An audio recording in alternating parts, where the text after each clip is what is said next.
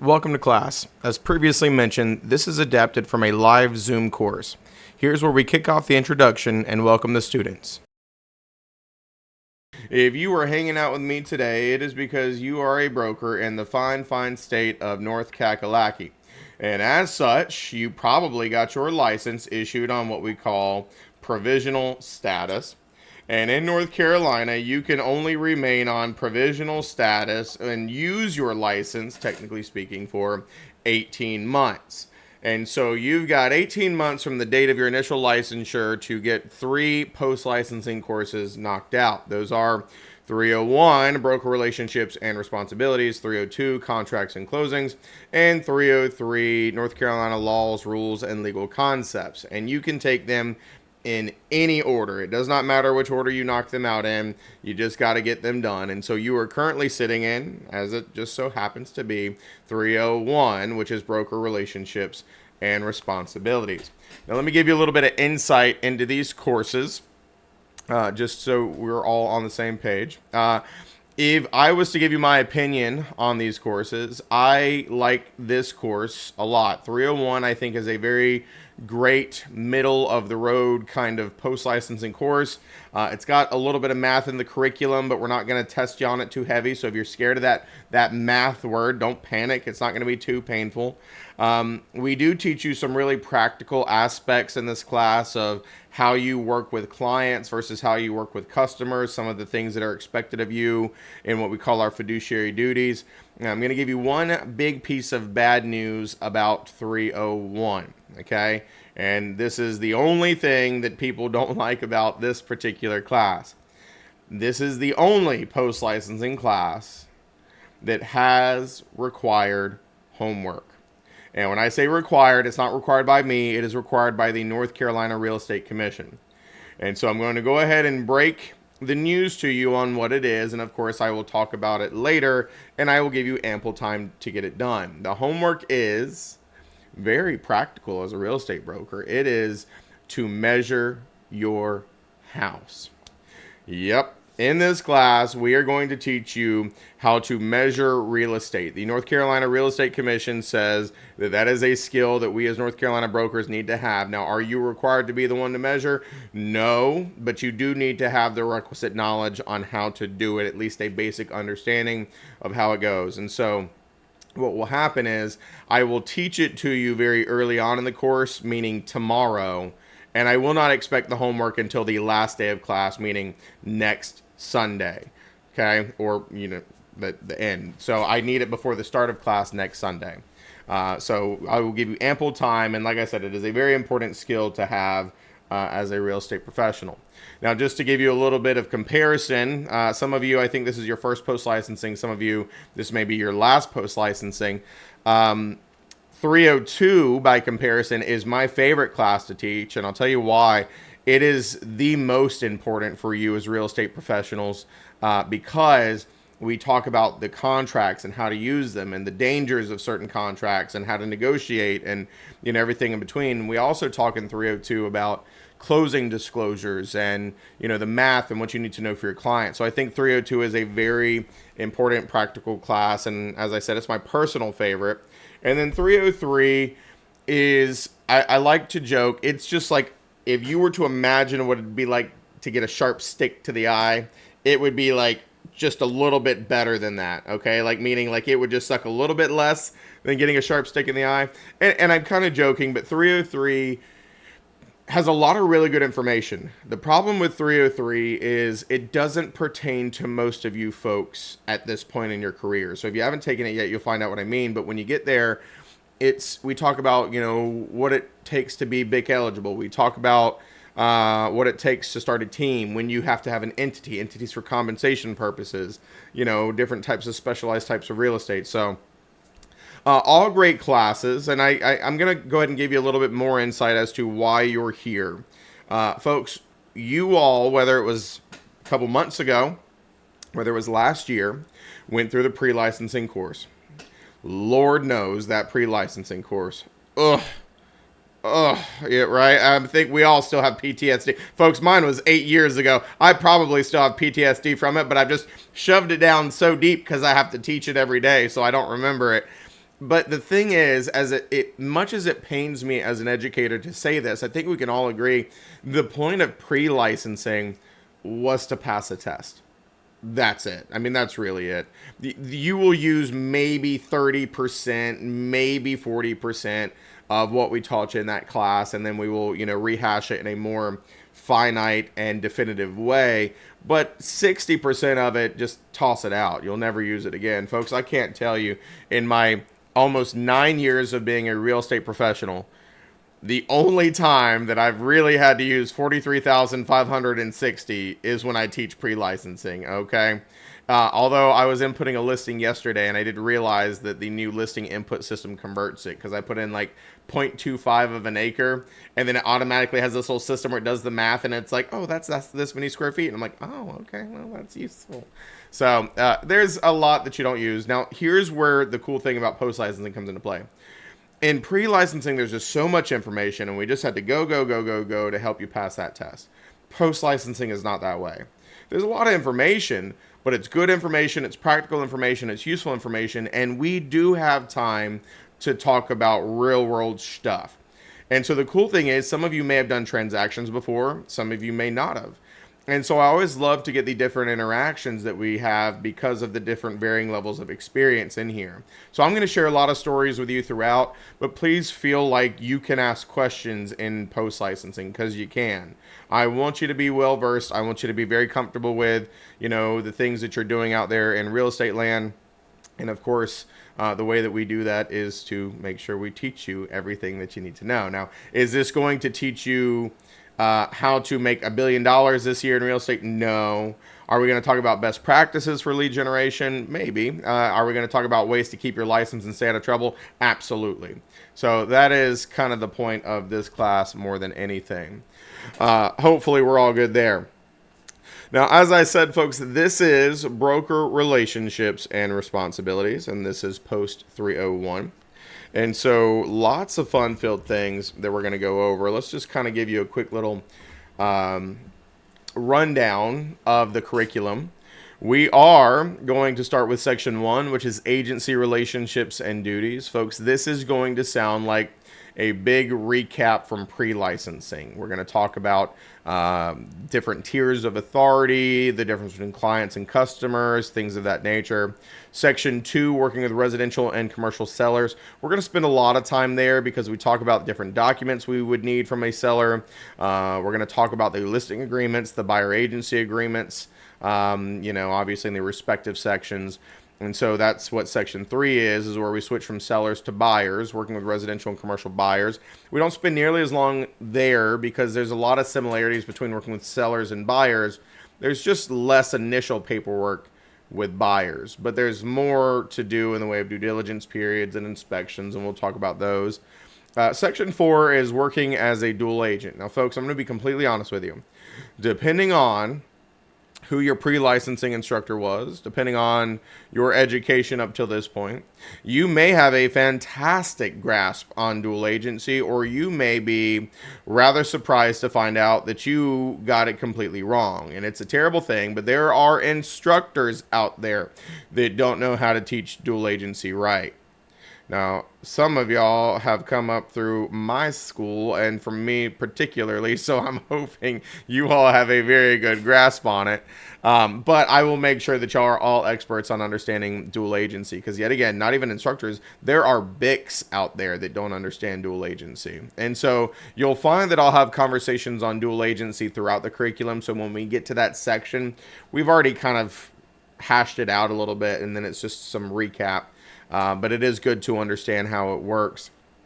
Section 5, working as a property manager. It's not going to be a crazy in-depth section. It's not designed to train you to do property management, but it's just considerations and basic understandings of how a property manager operates and how their management agreements differ from our listing agreements or our buyer agency agreements. And then, of course, the last one is other topics. And other topics is where we throw in things like, well, how do I keep my license current? How do I keep my license active? Are there any weird and quirky laws or rules that we need to talk about that may be pertinent to this class? So that is how this is going to flow. Now, as I said, there's a lot of different things, a lot of information, but we will make sure that we cover anything and everything that y'all want to talk about, even above and beyond the information. And so this is just kind of reiterating some of the topics as I outline in those 6 sections. Agency and sales and relationships and duties to clients versus duties to customers. And some of the other big things we got to talk about is making sure you understand what happens if you leave your firm in the middle of a transaction, and who does a client stay with, and what your entitlement to compensation is, and of course several other things in between. So we're going to get into all that fun-filled jazz. Now, for those of you who have not formally met me, my name is Seth Chauncey, and I am your instructor, and I am also the education director for HPW Real Estate School. And so I will tell you a little bit about me in case you were wondering. As I said, I've been licensed for just about 9 years now. I've been teaching for just about 4. And I am in the Triangle area in a little town called Willow Springs, if you're familiar with it, kind of close to Garner and Fuquay. And so most of my brokerage business has been in the Triangle area. I've done Wake County, Harnett County, Johnson County, some Durham, some Orange, a little bit all over. And I've done a lot of different things in the real estate world. I have managed brokerage firms. I have managed new construction sales teams, worked for a developer. I have done general brokerage. I've done recruiting. I've done tech training. I've, of course, taught classes. And this is my favorite place to be. I love teaching you folks. Now, I still do sales. As I said, I just had a listing go live yesterday. So I do some sales still, but I do focus predominantly on teaching. And so because I've done a lot of different things, I like to say I know a lot about a little, or a little about a lot, depending on who you ask. And so I am here to share whatever I can with you folks to make your lives easier. Now, there are certain things that I only have a textbook knowledge on, like commercial. I've never really delved into, aside from the development side and new construction side. I've never really done much in the way of commercial hands-on. And then same thing with property management. I know enough to be dangerous, but those are not my focuses. So I also have 3 kids. They're all boys. They're crazy as all get out. And so it keeps me exceptionally busy. And then I also, and I guess I'll make this disclaimer because I may or may not be there next week. I also have a house in Georgia on 82 acres with a pond. And so sometimes I travel down there. It's been months since I've traveled down there because I've just been so busy with CE season. And so I'm planning to go for the 4th of July. And so I might end up teaching y'all from there next weekend. We'll see. So if you see a different background next weekend, it'll be like a wood background because it's like a board and batten, like wood cabin kind of thing down there. So there you go. That's what I do when I'm not teaching, which is very rare that I'm not teaching. I'm always teaching. So, folks, this is my cell phone number, and that is my email address. This is the easiest way to get a hold of me. That is not a Google number. That is my personal cell phone number. You are always welcome. Listen, when you take my classes, we're friends whether you like it or not. Okay, so you are always welcome to reach out and ask me questions about real estate or anything, life, whatever. Just remember, when you ask me for advice, it's real estate. It's good advice. It's friendly advice. It's not legal advice. I am not an attorney. I am not a CPA. And as I like to say when I teach some of these classes, our job as real estate brokers is to stay in our lane, bro. And so I cannot give legal advice. Don't call me and ask me about evicting a tenant. Don't call me and ask me about whether or not this is a service animal, or I can't give legal advice. But I'm happy to give you friendly advice. And like I said, it'll be good advice. So make sure you save my contact information. If you're having technical difficulties logging in, anything like that, you can reach out to me. So there you go.